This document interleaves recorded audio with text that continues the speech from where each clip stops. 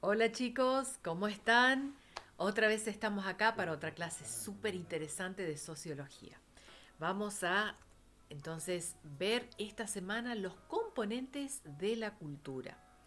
Y para esto vamos a primero definir qué es una cultura. Les puse acá unos, unos dibujos, ¿sí? Étnicos. Acá tengo, este me encantó. Este es Sudamérica con sus distintas culturas, sus distintas personas. Fíjense, cada uno está representando algún aspecto que hace que su país sea único. Vamos a leer la definición. Dice, es el conjunto de valores, creencias, actitudes y objetos materiales o artefactos que constituyen el modo de vida en una sociedad. Y la cultura tiene ciertas características, ¿no? Esta ilustración también me encantó, chicos. Fíjense, tenemos todo el mundo y tenemos acá personas, ¿sí? Que están parados en cada uno de esos países y están conectados de cierta manera, ¿no? Unos con otros. Este le tira un gomerazo, parece, este lo ataja. Me encantó, porque la cultura es aprendida, no es algo natural. Es el fruto del esfuerzo humano. O sea, en definitiva, no es un conocimiento innato, es algo que se va cultivando, es algo que se va aprendiendo, primero en tu familia, luego en tu barrio, en tu sociedad. Otra característica de la cultura es que se aprende durante toda la vida, ¿sí? No solo por la diversidad cultural, sino porque las características culturales van cambiando conforme al individuo, dónde vive, cómo vive. No es lo mismo, por ejemplo, que uno haya nacido en Misiones, viviste algunos años aquí y después cuando eras muy chiquito a tus padres los trasladaron al sur del país, por ejemplo, y entonces tuviste la oportunidad de conocer otro clima, otras personas, otra forma de vida, y luego en tu adolescencia tus padres los trasladaron a otro país y entonces vas aprendiendo otras cosas, ¿no? Entonces la cultura se aprende durante toda la vida, nunca se deja de aprender y esto es un rasgo hermoso, hermosísimo. Tercer rasgo más destacable es que la socialización del ser humano es la que permite la homologación de los valores culturales. No obstante, existen diversas formas para que se produzca esta homologación. Cuando se socializa una persona, ¿se acuerdan que habíamos visto los agentes de socialización? Primer socializador, la madre, la familia, luego tenemos la escuela, ¿sí? Y con la escuela ya va entrando también, junto también con la familia, muchos valores culturales. Entonces, la socialización es la que permite la homologación de estos valores. Vamos a pasar entonces ahora a los componentes de la cultura. Y los mismos, los componentes de la cultura, básicamente son cuatro, ¿sí? Y acá los tenemos enumerados: el lenguaje, los símbolos, valores y creencias, y la cultura material y tecnológica. Vamos con el primero, el lenguaje. Y aquí es algo re interesante lo que es el lenguaje, chicos. El lenguaje nosotros lo necesitamos desde que somos muy pequeños. Con el lenguaje nosotros construimos las ideas, con el lenguaje se comunican los afectos, se comunican las relaciones. Es muy importante el lenguaje, por eso yo lo puse en primer lugar. Un lenguaje distingue una cultura porque le da sentido de unidad. Vamos a ir viendo cada uno de las características de este primer componente de la cultura, que es el lenguaje. Entonces, vemos que el lenguaje nos enseña a pensar, tiene la virtud de constituir el mundo como un lugar común y de dar permanencia a la comunicación, de generar discursos encontrados que se fusionan en consensos.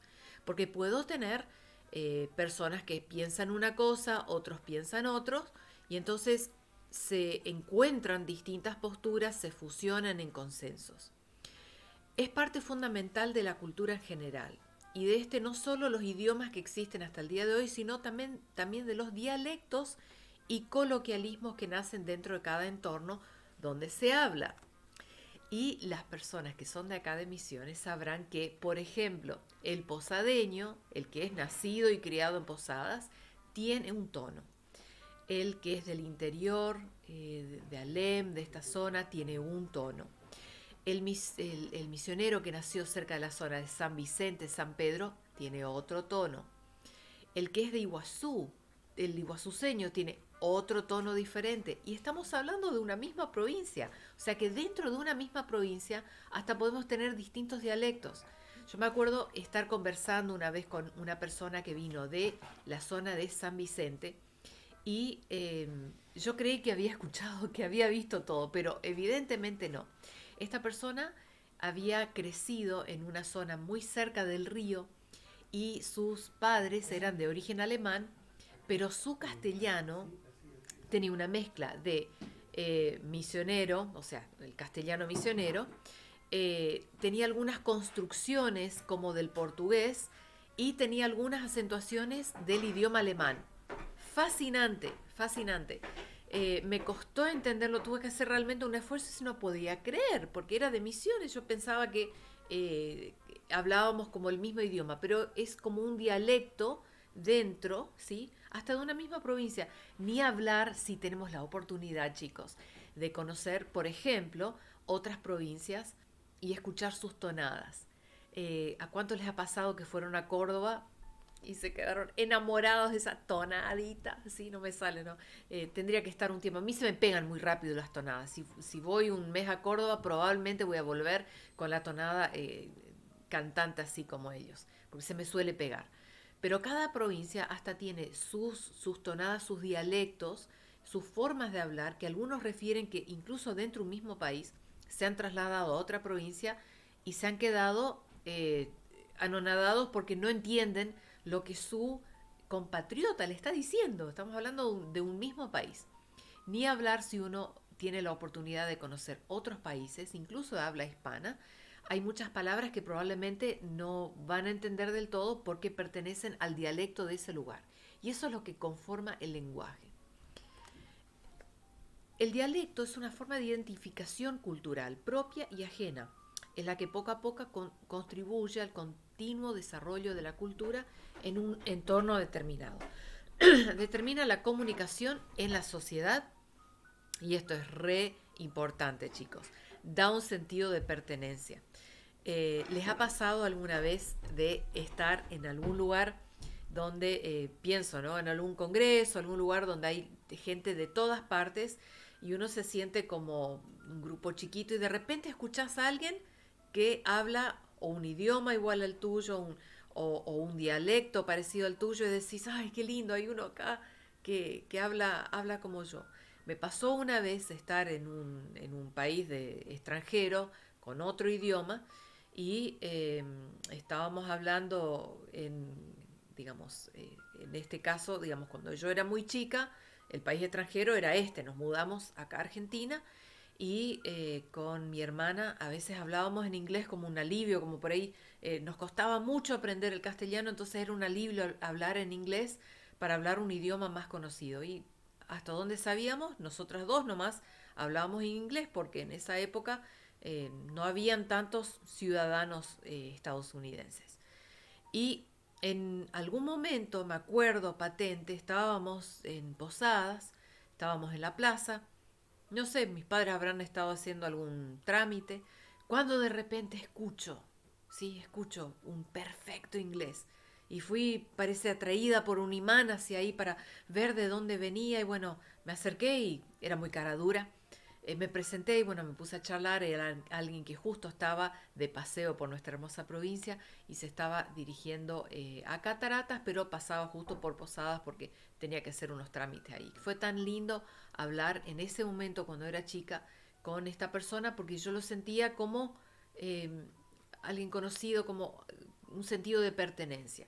Creo que ahora me pasaría algo muy distinto, ¿no? Si, porque ahora muchos años ya vivía acá y si me iría a un lugar donde hablan otro idioma totalmente diferente y yo soy la única que hablo castellano y estoy ahí capaz con mi familia y estamos en todo el mundo habla el otro idioma y de repente escucho que alguien habla mi idioma, me daría una sensación de tranquilidad, de decir, ay, tengo como familia, ¿sí? Entonces, el lenguaje da a la cultura un sentido de pertenencia. La globalización ha influenciado y modificado mucho la forma de comunicación, porque tenemos palabras. El castellano, por ejemplo, es un idioma muy, muy, muy rico, tiene muchísimas palabras. Y la globalización hizo de que entren algunos neologismos o son palabras extranjeras. Por ejemplo, si nosotros queremos decir, queremos tomarnos un recreo, queremos tomaremos un refrigerio entre medio, han entrado palabras como vamos a tomar un break, tomaremos un lunch, ¿sí? Al, estas palabras, ¿no? Que la globalización trajo e introdujo dentro de lo que es el lenguaje. Y les voy a decir algo, la globalización es muy interesante, es muy linda, pero ha quebrado un poquito lo que es el sentido de amar tu cultura y tener esta pertenencia con ella. Re interesante lo que sucede. Ejemplo, tal cual como les dije, sentido de pertenencia cuando uno está en un país extranjero, eh, cuando vemos algunas culturas, como por ejemplo los aborígenes. Eh, Me llamó mucho la atención un libro una vez que leí. Acá dice los aborígenes no tienen la palabra perdón. Era un libro acerca de unos misioneros que fueron a compartir sus creencias religiosas con un grupo de aborígenes. Estos aborígenes eran muy violentos, tenían la costumbre de cazar a sus enemigos, sacarles la cabeza y reducirlas. Tenían sus técnicas, las dejaban así chiquititas. Y eran muy vengativos. Entonces se vivían atacando una tribu, la otra tribu, y cada vez que habían invasiones de la otra tribu, habían muchas bajas. Muchas personas perecían, entonces los familiares de aquellos caídos en la guerra quedaban con un odio significativo, una bronca, una amargura y una sed de venganza importante. Entonces, cuando fueron los misioneros y compartieron lo que era el Evangelio, empezaron a traducir, porque la Biblia no estaba escrita en el idioma de aquellos aborígenes. Así que se tomaron el trabajo primero de aprender el lenguaje de los aborígenes para poder llegar hasta ellos y después tradujeron la Biblia. Y llegaron a ciertas palabras que no estaban dentro del idioma. Por ejemplo, perdón, no existía esa palabra y trataban de explicar porque querían explicarle que Jesucristo perdona los pecados. Otra palabra que no existía era misericordia. No existía. No sabían cómo definirla. Así que tuvieron que inventar una palabra para perdón, para misericordia, para que estos aborígenes pudieran entender el significado del evangelio que ellos les estaban tratando de brindar. Ahora fíjense qué interesante. Su lenguaje fue construido según sus necesidades, según su cultura, y su cultura era una cultura muy guerrera, con mucha fiereza. eh, Ni se les ocurría siquiera que podía existir la palabra perdón o misericordia. Eh, Otro ejemplo, bueno, ya les había anticipado esto, son los diferentes dialectos y tonadas provincianas, ¿no? Que dan un sentido de pertenencia. Me acuerdo una vez acá en el ISAM, estábamos dando esta clase y teníamos el privilegio de tener chicos de todas partes del país. Y había una chica de Tucumán y ellos usaban una cierta palabra para definir algo y bueno, empezó toda una discusión, hay un debate de cuál palabra era la correspondiente, ¿no?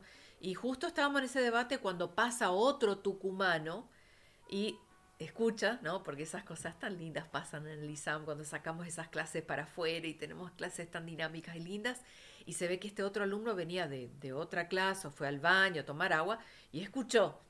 Y dijo sí, y apoyó a la alumna tucumana, ¿no? Entonces ella ya enseguida se sintió mejor y se sintió como más fortalecida en su argumento y bueno, se produjo una situación muy linda, muy interesante, donde pudimos ver claramente lo que es el sentido de pertenencia. Estos dos chicos, que capaz que son de dos cursos totalmente diferentes, no se dan mucho, pero en ese momento, cuando estaban hablando de esa palabra que había que defenderlo, se unieron, ¿sí? Esto da el lenguaje, este sentido de pertenencia y de pertenecer todos a un mismo grupo. El segundo componente de la cultura, los símbolos. Y acá fíjense que elegí esta imagen, me encantó porque hay muchas banderas, ¿sí? Porque si hay un ejemplo de símbolo es la bandera. La creación de ciertos símbolos incentiva la noción de identidad de sus miembros. En las naciones de hoy en día, los principales componentes culturales que las representan son símbolos como la bandera, el escudo, el himno nacional. Fíjense cuánto fervor hay cuando una persona canta el himno nacional. Pienso en un momento donde los argentinos tienen mucho fervor, como es en los mundiales, ¿no? Y se canta el himno y hay tanto fervor, la gente lo canta con un sentido de pertenencia tan fuerte, ¿no? Y bueno, el símbolo es otro componente. Toda cultura, chicos, tiene sus símbolos. También son gráficos o representaciones que dan sentido de unidad y pertenencia. Por ejemplo, algunos símbolos pueden causar rechazo en otras culturas y producir un choque cultural.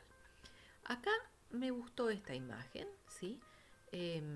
Esta chica está vestida, según su cultura, de una manera que para nosotros, bueno, yo no sé cuántos de ustedes les resulta llamativo, vestirían así para ir a una reunión o alguna fiesta.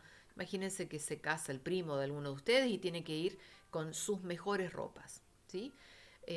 A nosotros nos puede parecer chocante, por ejemplo, el hecho de que a la chica no se le ve el cabello, debe tener un hermoso cabello, pero por alguna razón lo tiene escondido acá atrás de este tocado. Pueden haber muchas razones, ¿no? Que para la cultura de ella está perfectamente vestida, está de gala, pero para nuestra cultura, eh, quizás si alguien se viste de esta manera aquí en Argentina, sería hasta ridículo, nos puede causar un choque cultural. Eh, y ejemplo de estos símbolos, me pareció muy apropiado traer un caso. Una vez, eh, acá tengo dos banderas, ¿sí? Las dos son banderas de España. Una tiene esta águila, esta bandera, eh, la bandera española pasó por distintos tipos de transformaciones. Cuando Franco, eh, un militar que tomó, digamos, lo que es el país, lo tomó bajo su mando, él reinstauró esta águila, ¿no? Por distintas razones, le parecía que el águila en la bandera le daba un sentido de fortaleza, como de algo más militar, ¿no? Como el águila romana, y también era un símbolo de los reyes católicos y él era muy católico. Entonces le pareció que era propicio cambiar la bandera española, ¿sí? Y habían otros símbolos acá, y él puso el águila. Y esta bandera permaneció así hasta 1981. A partir del 81 se cambió la bandera cuando se fue Franco y entonces se estableció otra vez esto que son los escudos digamos, de las casas españolas tradicionales. Y para gran parte del pueblo español fue muy hermoso volver a recuperar esto porque lo sentían como su identidad y rechazaban esto, ¿no? Habían de todo, como siempre pasa. Algunos estaban contentos con este cambio, otros no, pero una gran parte de la población celebró el hecho de que haya vuelto este símbolo, ¿sí? Volvió también con la instauración del rey. Y me acuerdo, y acá viene la anécdota, que había un programa cultural, esto fue en el 90 sí. Eh, Era muy lindo, fue en la Universidad Adventista del Plata en Entre Ríos, y la universidad quería hacer una celebración y ver todos los países representados. Entonces se hizo todo un chequeo por todos los alumnos de las distintas provincias y de todos los países representados. Y había una alumna española que éramos muy amigas, gracioso, pero la vida nos haría después parientes porque terminamos siendo cuñadas, pero en ese momento no lo sabíamos.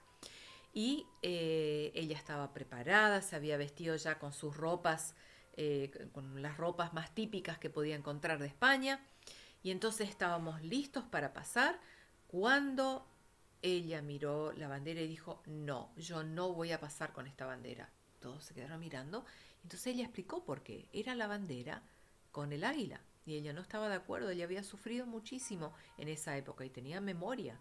Ella tenía memoria, esa época estaba en contra, ella estaba feliz de que la bandera se haya vuelto con los símbolos de las casas reales españolas. Y dijo, yo no voy a pasar con esta bandera.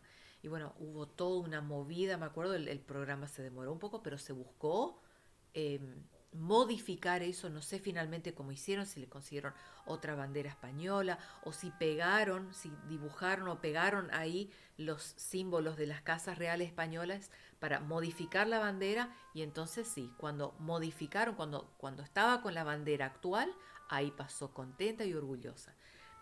Siempre me impresionó esta historia, siempre, porque la admiré por eh, ser tan leal a lo que ella creía y a su patria también, porque era una forma de expresar eh, rechazo por cosas tristes que habían pasado y admiración y alegría por la nueva España que se estaba dando en ese momento. Así que fíjense cuán importantes son los símbolos. Por otro lado, traje acá, miren qué interesante. Cualquiera de ustedes, pues esa chica es jovencita, ¿no? Es, bueno, un poco estrafalario, digamos, el artefacto que tiene ahí, ¿no? Pero esta ya tiene bastante anillos más. ¿Saben una cosa? Estas son las famosas mujeres jirafas de Tailandia. Y estos anillos que ellas tienen ahí son un símbolo de distinción y de belleza. A medida que la chica va creciendo, con cada año que va cumpliendo, se le agrega un anillo. Entonces, eh, estos anillos se agregan hasta que la chica se casa, por lo general. Así que probablemente esta se haya casado a una edad un poco más madura, ¿no? Porque tiene como más anillos. Y esto a nosotros nos puede chocar, por ejemplo, esto del choque que les hablaba, ¿no? Pero para ellas es un símbolo de muchísima distinción y ellas lo portan con una enorme satisfacción y orgullo a estos anillos. Nunca se los quitan, duermen, bañan, hacen toda su vida con este armatoste alrededor de la garganta, ¿sí? Hay otros símbolos que son, por ejemplo, señales que podemos hacer con las manos, ¿no? Algunas señales con las manos representan, por ejemplo, posturas políticas. Acá tenemos dos posturas políticas en nuestro país específicamente, ¿sí? Este es nuestro actual presidente y este es el primer presidente cuando se eligió, digamos, un gobierno democrático. Y esta señal que hizo con las manos se hizo famosa también. Él quiso representar con las dos manos como que había unidad en el pueblo argentino y bueno, quedó esa como una señal, como un símbolo. Este símbolo aquí es el puño levantado de lo que es la bandera rusa, ¿no? Con los colores y todo. Los símbolos justamente son señales que representan distintas ideas. Y vamos con el tercer componente de la cultura, valores y creencias. La historia es muy importante, chicos. La historia de cada cultura es fundamental de la identidad de una sociedad, es conocer de dónde vienen y cómo han llegado a ser lo que son ahora. De la historia de las generaciones surgen las costumbres y tradiciones, que son prácticas que continúan hasta la actualidad, algunas con mayor integridad que otras, y que mantienen vivos ciertos valores dentro de un entorno étnico y social. Esas costumbres y tradiciones que se van pasando de hijos, de los padres a los hijos, y bueno, luego esos hijos a sus hijos, y así sucesivamente. ¿Qué son los valores? Valores, por un lado, creencias por otro. Valores son posturas, modelos o enunciados del deber ser, que son deseables, buenos o bellos. ¿Qué es lo que tenemos que hacer? ¿Qué es lo éticamente correcto? ¿Sí? Esos son los valores. Son proposiciones abstractas. Y las creencias, por otro lado, son enunciados específicos que las personas consideran ciertos para asuntos específicos. Las creencias se suelen, digamos, circunscribir más a lo que son acciones concretas. Por ejemplo, esto es re interesante, chicos, muy, muy interesante. Primero, si ustedes alguna vez tienen la oportunidad de ir a cataratas, van a ver que las personas de origen asiático, los chinos en específico, se van a poner protector solar, están con lentes, se tapan, o sea, no quieren broncearse. Y por otro lado tenés el argentino que está ahí, sin remera, o la chica, digamos, anda en bikini porque si le da un poco el sol y queda un poco bronceada, mejor. Bueno, tenemos dos opuestos. ¿Por qué los chinos no toman sol? ¿Por qué no se exponen? Porque la piel bronceada para ellos es sinónimo de ser plebeyos. O sea, los que cultivan los campos de arroz, los campesinos, están al sol y por lo tanto son bronceados. Y tener la piel amarilla clarita es símbolo de aristocracia, de ser una persona que no necesita trabajar afuera. Muy interesante. Eructar, por ejemplo, para algunas culturas, como algunas culturas árabes, es señal de aprobación de la comida. Y acá tengo uno al lado que está manifestando que le gustó muchísimo la comida. Y eso para nosotros probablemente sería una muestra de falta de educación en la mesa, nos horrorizaríamos, no, o nos reiríamos mínimamente, ¿no? Em, lo mismo, por ejemplo, en los años de la Primera y Segunda Guerra Mundial, ser una mujer gorda era deseable. ¿Por qué? Y es increíble cómo han cambiado tanto los valores. Ser gorda en esa época era tener plata, tener recursos, porque significaba que tenías suficientes medios para comprar mucha comida, abundante comida, y comías a discreción.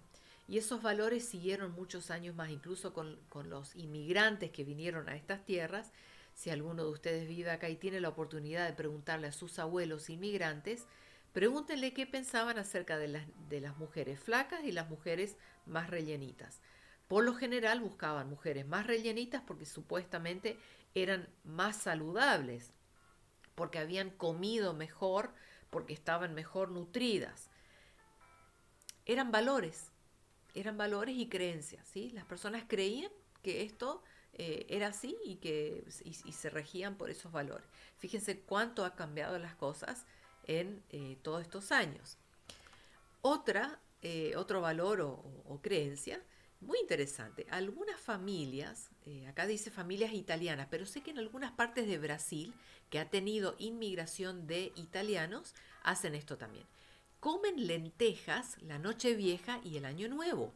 ¿Por qué comen lentejas? Uno diría, a ver, la noche vieja voy a hacerme, no sé, una comida súper especial, algo diferente. Bueno, no, hay muchas familias que comen lentejas porque las lentejitas son redonditas, parecen monedas, más todavía se le pones unas rodajitas de zanahoria o algunos otros elementos redondos que simulan monedas porque creían que daban suerte, te auguraban un año próspero lleno de dinero, ¿no? Entonces quedó ya esa creencia, ¿sí? Es una creencia de decir, bueno, la noche vieja comemos las lentejitas, ¿sí? Y tiene que ser lo último que comas en el año y lo primero que comas en el siguiente año, ¿sí? Así que la noche vieja y el año nuevo hay algunas culturas que comen lentejas.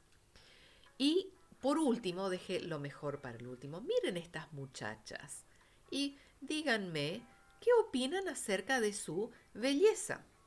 Eh, Podrían estar riéndose algunos, pero les voy a decir algo. La realidad es que los cánones de belleza establecidos en Irán a finales del siglo XIX, a principios del siglo XX, eran completamente distintos a los de la actualidad.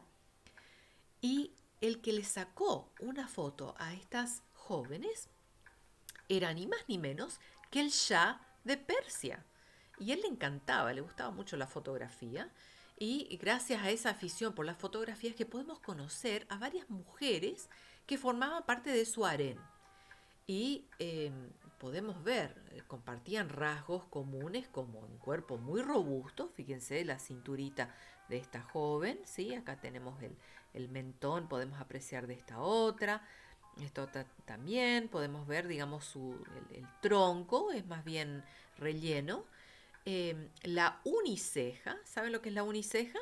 Es, son mujeres que tienen mucho vello, entonces tienen como una sola ceja ahí. ¿Vieron? Esta chica también tiene como vellos ahí entre medio, como parece como que une las dos cejas y es una sola ceja. ¿Mm? la uniceja y el notorio bigote. Eh, Tenían mucho vello, digamos, en la parte superior del labio, el esbozo. Creo que ahora las chicas van a la cosmetóloga para que digamos, le remueva, le quite los vellos de ahí, porque nuestros cánones de belleza son muy distintos que estos cánones de estas chicas que estuvimos viendo. Y ustedes pueden decir, no, profe, usted me está tomando el pelo. Googleenlo, fíjense, no estoy inventando. Yo también cuando me pasaron este dato dije, no, no puede ser. Es más, algunos hombres suspiraban, pero lágrimas amargas por estas jovencitas que no los aceptaban. Entonces, eran creencias en ese momento y valores, más que en este caso valores, valores de belleza. La mujer bella era robusta, tenía muchos vellos, tenía una uniceja y tenía el bigote, tenía vello arriba del labio. Uno diría, es una característica muy masculina. Ellos no lo veían así, lo veían como una cualidad de belleza. Entonces, eso es muy importante tener en cuenta también, chicos, cuando vamos a conocer otra cultura, ir con respeto, porque tienen sus razones por las cuales han determinado que ciertos valores son de una forma u otra.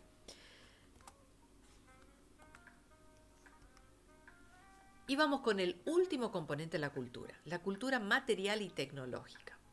¿Qué es? Son artefactos propios de cada cultura, por ejemplo, palitos chinos, el mate, el comal, la tortillera, después les voy a explicar lo que es eso, las telas mosquiteras en climas tropicales, los tapices de cuero en climas fríos, ¿sí? Enumeré ciertos artefactos, ¿no? Em, Vieron que en ciertos climas tropicales los mosquitos realmente pueden ser un problema y transmiten muchas enfermedades. Entonces las personas duermen en sus camas como una especie de velo donde las telas mosquiteras protegen a la persona que duerme de la picadura de estos mosquitos. Por otro lado, en climas muy fríos, llenan la habitación con tapices como para conservar el calor, para tener un ambiente más cálido. Ahora, imagínense ustedes, ¿no? Acá en Misiones, con la humedad que hay, llenar nuestra casa de tapices, de cuero, alfombras de cuero, cuero de animales. Sería desastroso. Esos días de humedad, cuando el suelo se brota, se arruinarían los tapices, juntarían olor, sería un desastre. En cambio, en los climas fríos es una parte totalmente esencial de su mobiliario. Eso es su cultura material y tecnológica. Ellos necesitan eso como para hacer frente al frío. Así como acá en Misiones o en climas tropicales necesitamos las telas mosquiteras para hacer frente a los mosquitos que nos pueden transmitir enfermedades. Los artefactos reflejan los valores de esa sociedad, como por ejemplo eh, el hecho de cuidar la salud usando las telas mosquiteras, en Misión específicamente, ¿no? Cada uno tiene un Fuji o un Raid, para los mosquitos, ¿no? Porque somos muy conscientes de que podemos enfermarnos de dengue o alguna otra enfermedad por la picadura de mosquitos. Si ustedes van al sur, donde hace muchísimo frío, les va a costar quizás hasta incluso conseguir Raid o alguno de estos venenos para mosquitos porque no lo necesitan. Por eso los artefactos reflejan los valores de esa sociedad.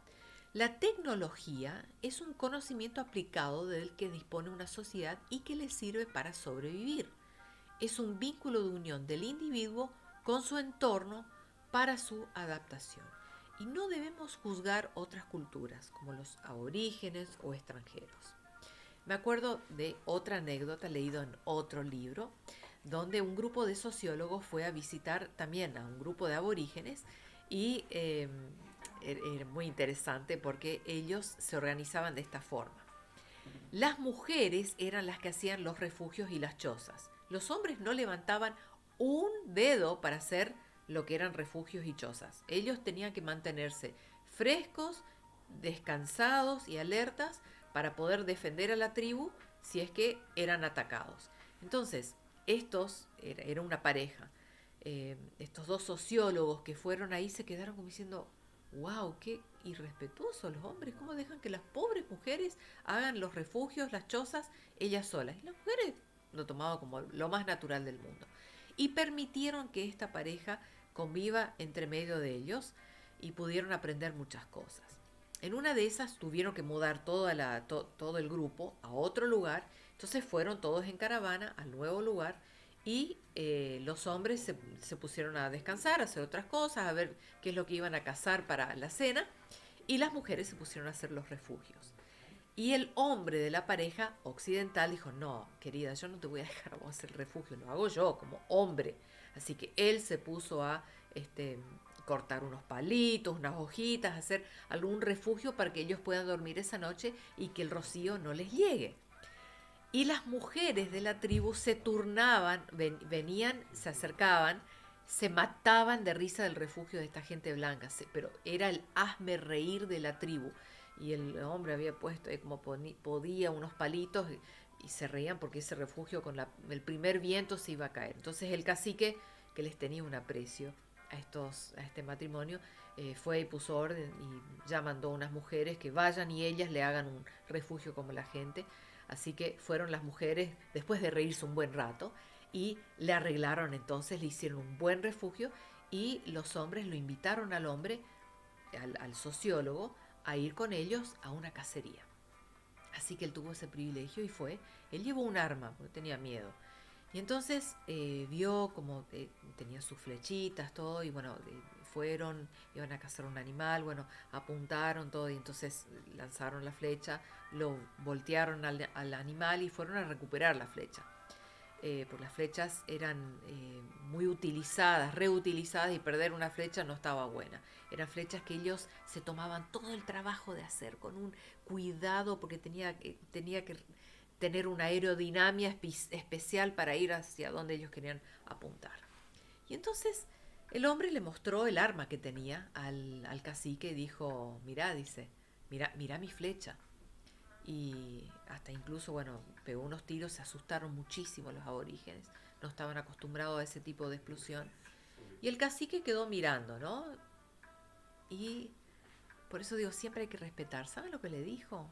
Algo, un hombre muy sabio. Mira qué interesante tu flecha, dijo. Porque él le dijo, mi flecha puede cazar muchos animales y es más fuerte que tu flecha. Y entonces él dice, ¿cómo? Cuando a vos se te terminan las flechas, porque él dijo, bueno, la pistola es el arco y las balas son las flechas. Cuando a vos se te terminen las flechas, ¿cuántas lunas tenés que caminar hasta conseguir nuevas flechas para tu arco, sería para la pistola? Y él se quedó pensando y dijo, bueno, meses, ¿no? Entonces le contestó como en lunas, tantas lunas. Dijo, si yo me quedo sin flechas, mira, y le mostró toda una serie de árboles y ramas donde en 3 minutos podía hacerse una nueva flecha. Y con esto el sociólogo se quedó pensando, dijo, cuánta sabiduría. A ellos no les serviría que él les deje la pistola, porque cada cultura necesita sobrevivir en el lugar donde está con los elementos que tiene. A esa cultura le venía mejor tener arco y flecha, porque era lo que ellos tienen a mano. Esa es su cultura material y tecnológica. Esa es su tecnología. No confundamos decir, son ignorantes, no saben nada porque no tienen una tablet. Una tablet a esa gente no les sirve en lo más mínimo. Y probablemente si ellos vienen a nuestra ciudad, bueno, se van a admirar de muchas cosas, se van a sentir muy extraños, les va a costar quizás sobrevivir.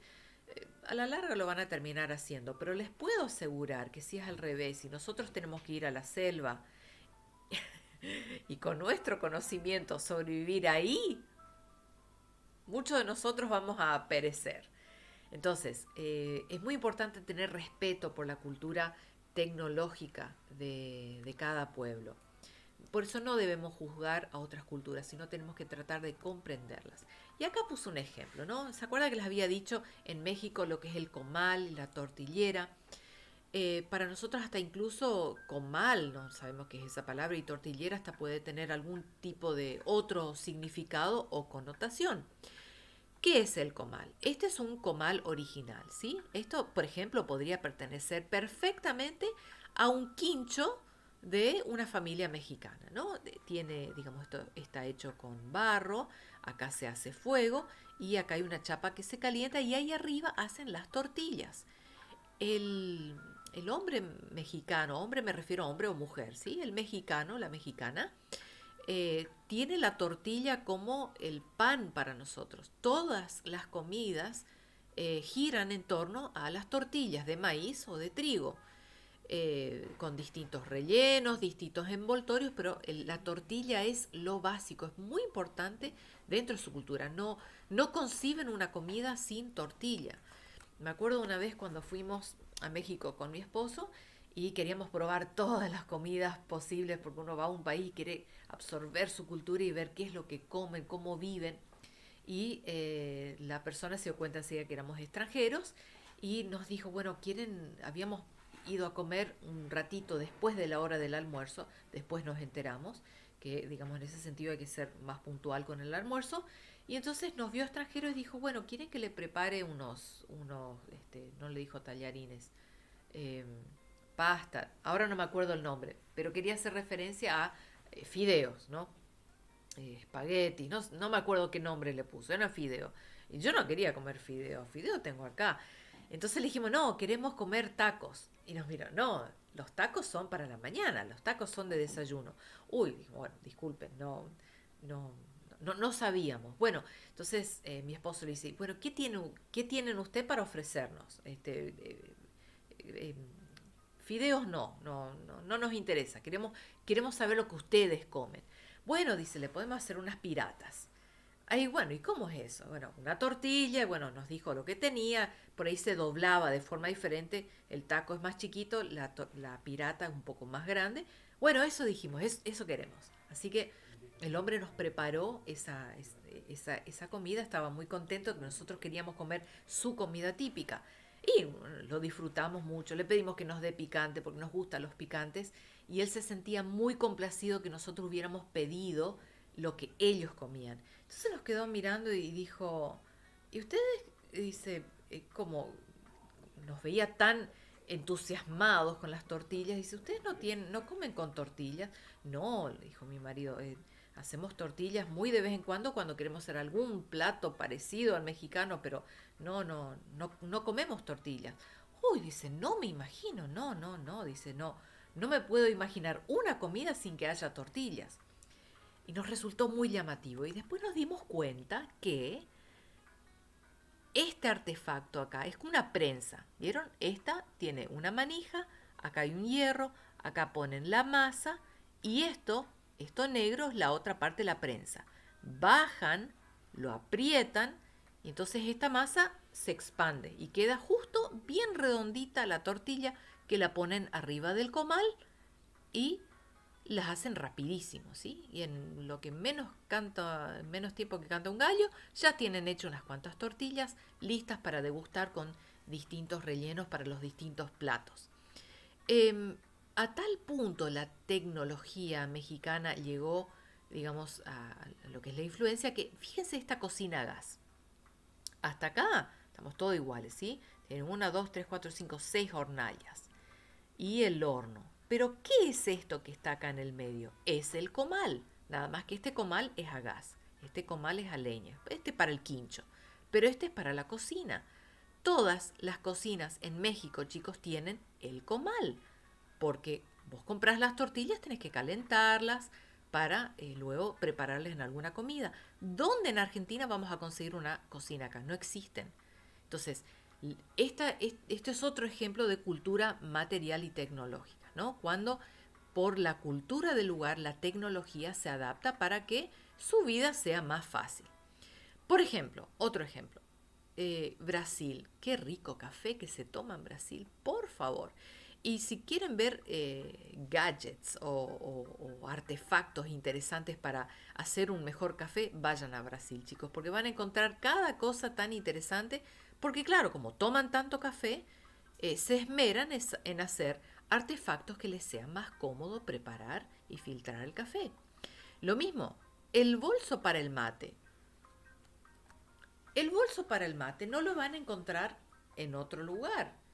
Es más, si ustedes van con un mate a otra cultura, a otro país, los van a quedar mirando como decir, ¿qué es eso? Yo me acuerdo cuando era chica, en Estados Unidos mis padres salían a pasear y llevaban el mate, o sea, era la costumbre. Y se reían, porque muchas veces el estadounidense es muy discreto, quedar mirando, ¿sí? En inglés hay una palabra, incluso es stare. Stare es cuando te quedas mirando así indisimuladamente. Es muy mala educación, pero no resistían la curiosidad de saber qué era lo que estaban tomando, ¿no? Era totalmente desconocido. Y para hacer más fácil transportar el mate, bueno, está toda la cultura del mate, el bolsito para el mate, para la yerbera, el tapercito especial que tiene para el azúcar o para los distintos, los yuyitos, depende cómo cada uno tome el mate. La tecnología se fue adaptando para que los que toman mate les sea más fácil, tengan todo de una manera que les sea mucho más sencillo seguir con su costumbre. Y, por ejemplo, me gusta terminar con algo regional. ¿Cuántos ustedes vieron? Y busqué, chicos, miren que busqué una imagen, pero no encontré, del famoso quitabarro, ¿sí? Que generalmente es un aro redondo con un hierro, ¿sí? Filoso. Y entonces uno que se llenó los pies, los zapatos de barro, se refriega, digamos, por ese hierro y entonces sale el barro. eh, Algo que no creo que se encuentre en otra parte, es muy, muy, muy de Misiones. Pero bueno, es un artefacto tecnológico necesario para lo que vivimos en este clima, que tenemos este tipo de tierra, este tipo de barro. Bueno chicos, espero que les haya gustado esta clase que es fascinante. La cultura es tan interesante de conocer. Y cuantos más culturas conocen, más interesante se pone. Entonces, tengan en cuenta estos 4 componentes de la cultura y nos vemos entonces en el lugar de asignaciones. Les mando un abrazo a todos mis alumnos del Instituto Superior Adventista de Misiones. Espero verlos pronto. Que Dios los acompañe. Cuídense.